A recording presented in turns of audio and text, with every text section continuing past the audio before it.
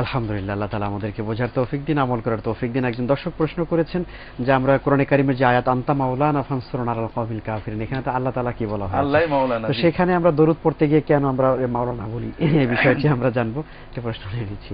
Hello hello hello,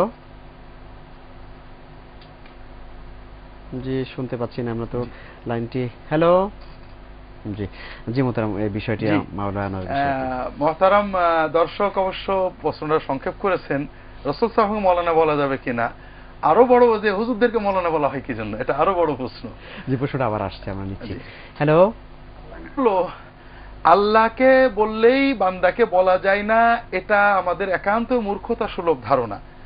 যারা একটু যা পড়াশোনা করেছেন, যেমন আল্লাহর কিছু বিশেষণ আছে যেটা বান্দাকে বলা যায় না, যেমন রহমান, যেমন খালেক, এগুলো আল্লাহ ছাড়া কাউকে বলা যায় না।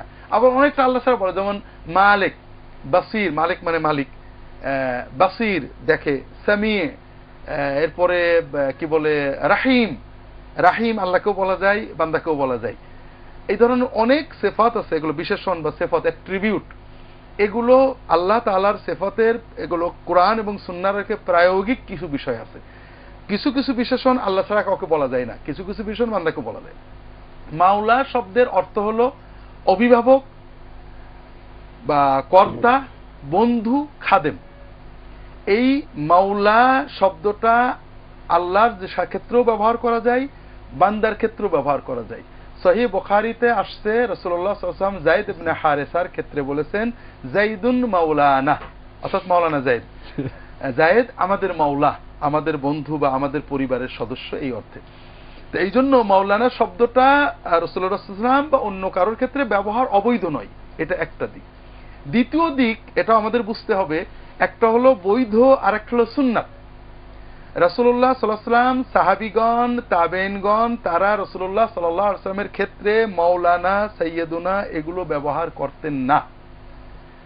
আমরা অনেক সময় মনে করি সাইয়্যিদুনা, মাওলানা এগুলো বললে মর্যাদা বাড়ে, কিন্তু আপনারা একটা কল্পনা করুন যে একজন আমাদের বন্ধু, আমাদের সমিতির সভাপতি, ক্লাবের সেক্রেটারি, আমাদের এলাকার এমপি, উনি প্রেসিডেন্ট হয়ে গিয়েছেন। এখন আমরা যদি বলি আমাদের বাংলাদেশের মহামান্য রাষ্ট্রপতি, আমাদের কমিটির সভাপতি, আমাদের ক্লাবের সেক্রেটারি, মহামান্য রাষ্ট্রপতি হওয়ার পরে সমিতির সভাপতি, ক্লাবের সেক্রেটারি বা জেলা আওয়ামী লীগের সভাপতি হওয়ার কোনো মূল্য আছে কিনা সেটা বলেন। কাজেই রাসূল এবং আব্দুল্লাহ ওয়া রাসূলি এত বড় মর্যাদা যে এই রিসালাতের পরে সাইয়্যিদ কোটি মানুষ হতে পারে, মাওলা কোটি মানুষ হতে পারে, কিন্তু রাসূল কিন্তু কোটি মানুষ হতে পারে না। এই জন্য আল্লাহ রাসূল সাল্লাল্লাহু আলাইহি ওয়াসাল্লামকে রিসালাতের খেতাব দিয়ে সাহাবীগণ ডাকতেন, ইয়া রাসূলুল্লাহ, রাসূলনা, নবিয়ুনা, এইগুলো তারা বলতেন। তাকে মাওলানা, সাইয়্যিদুনা বলার প্রচলন আমরা পাই না। সাহাবীরা একে অপরকে সাইয়্যিদ বলেছেন, আর রাসূলুল্লাহ সাল্লাল্লাহু আলাইহি ওয়াসাল্লাম নিজে যায়েদকে মাওলানা বলেছেন, কিন্তু রাসূলুল্লাহ সাল্লাল্লাহু আলাইহি ওয়াসাল্লামের ক্ষেত্রে এগুলো বললে দাম বাড়বে, তার মর্যাদা বাড়বে। এইরকম আমরা সাহাবীদের বা তাবেঈনদের, আমাদের কাছে এখন ইমাম আবু হানিফা, ইমাম মালিক, ইমাম শাফি, তাদের লেখা বইপত্র আছে, দেখবেন রাসূলুল্লাহ সাল্লাল্লাহু আলাইহি ওয়াসাল্লাম নামের আগে মাওলানা, সাইয়্যিদুনা, রাসূলুল্লাহ এরকম তারা লিখতেন না, হযরত ইত্যাদি। তারা রাসূল সাল্লাল্লাহু আলাইহি ওয়াসাল্লামের ক্ষেত্রে রাসূলুল্লাহটাকেই সর্বোচ্চ খেতাব মনে করতেন, এরপরে সাল্লাল্লাহু আলাইহি ওয়াসাল্লাম ইত্যাদি দরুদ এগুলো। এই জন্য রাসূলুল্লাহ সাল্লাল্লাহু আলাইহি ওয়াসাল্লামের জন্য মাওলানা ব্যবহার বৈধ, এটা কোনো শরীয়ত বিরোধী, শিরিক বা কোরআন বিরোধী নয়। তবে মাওলানা ব্যবহার করলে ওনার মর্যাদা, যে সিফাত, যে বিশেষণ আমার মতো, মাহমুদুল হাসানের মতো, আব্দুল জাহাঙ্গীরের মতো লোকের ক্ষেত্রে ব্যবহার করা যায়, সাইয়্যিদ অনেককেই বলা যায়, নেতা অনেককেই বলা যায়, মাওলা অনেককেই বলা যায়, এগুলো রাসূলুল্লাহ সাল্লাল্লাহু আলাইহি ওয়াসাল্লামের ক্ষেত্রে ব্যবহার করলে মর্যাদা বাড়বে, আর না করলে বেয়াদবি হবে, এই চিন্তা করার সুযোগ নেই। আলহামদুলিল্লাহ, অনেক সুন্দর করে আমরা বিষয়টি বুঝলাম। প্রিয় দর্শক, আমরা